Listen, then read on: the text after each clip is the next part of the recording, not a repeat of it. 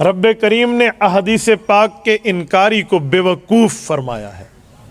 سورت نمبر 2 سورۃ البقرہ، یہ آیت نمبر 143 لیں، سیقول السفہاء من الناس، یہ جو آیت لیں، سیقول السفہاء، یہ سفہاء جمع ہے، پرولر ہے، اس کا سنگولر اور واحد بنتا ہے سفی۔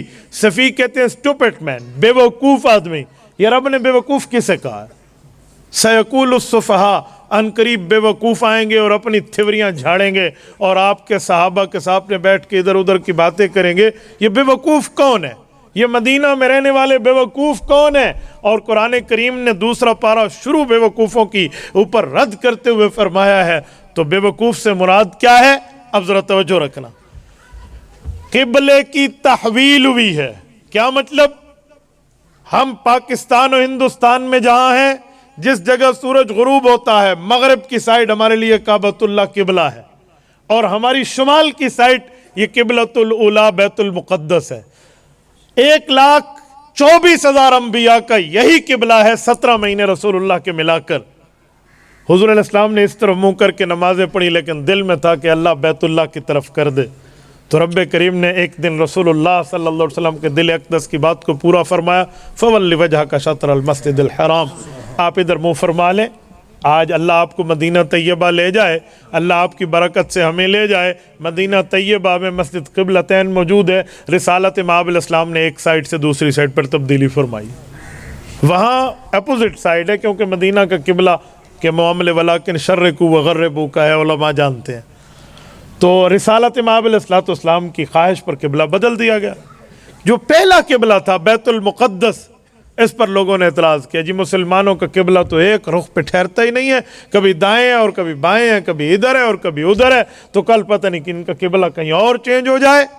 تو رب کریم نے اس کے جواب میں فرمایا، سیقول السفہاء، بے وقوف کہیں گے، ما ولاہم عن قبلتہم التی کانوا علیہا، کیا ہو گیا ہے؟ یہ قبلے کی سائڈ چینج کرتے پھر رہے ہیں، قبلے کے اطراف تبدیل کرتے پھر رہے ہیں۔ سنو اے بے وقوفو، وَمَا جَعَلْنَا الْقِبْلَةَ الَّتِي كُنْتَ عَلَيْهَا، اس قبلے کا حکم بھی ہم نے دیا ہے، اس قبلے کا حکم بھی ہم نے دیا۔ اب توجہ رکھنا، توجہ، میں دلیل اس پر ارشاد آپ کو نقطہ پیش کر رہا ہوں۔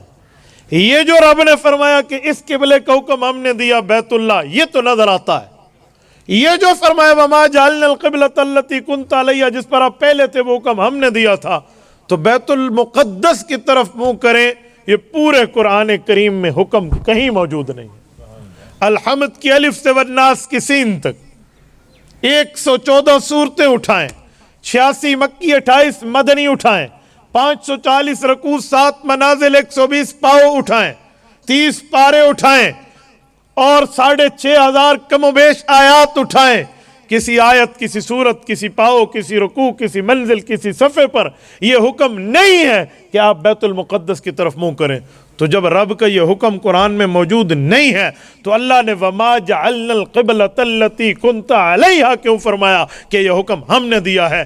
علی پور کے مسلمانوں، مظفر گڑھ کے دوستو، اگر حکم رب نے دیا ہے تو وہ قرآن میں ہوتا، جب نہیں ہے تو اب کیا کیا جائے؟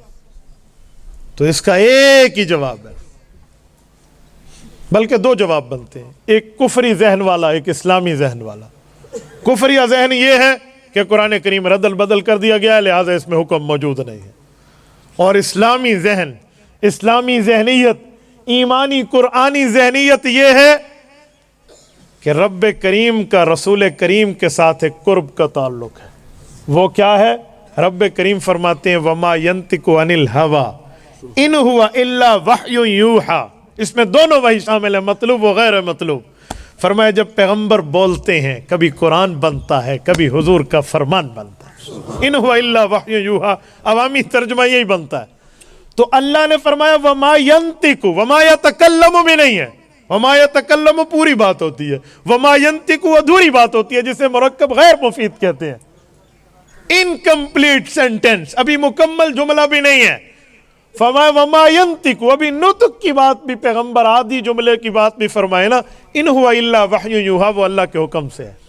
تو جب رب نے فرمایا کہ بیت المقدس کا حکم ہم نے دیا، وہ قرآن کے لفظ میں نہیں ہے لیکن احادیث پاک کے لفظ میں ہے۔ رب نے جملہ ایک فرمایا، مسئلے کئی حل کر دیے۔ پہلی بات یہ ہے کہ یہ قبلہ بھی اللہ کی رضا سے ہے، اور دوسری بات یہ ہے کہ حضور کے فرمان کو بھی اللہ نے اپنی بات فرمایا ہے۔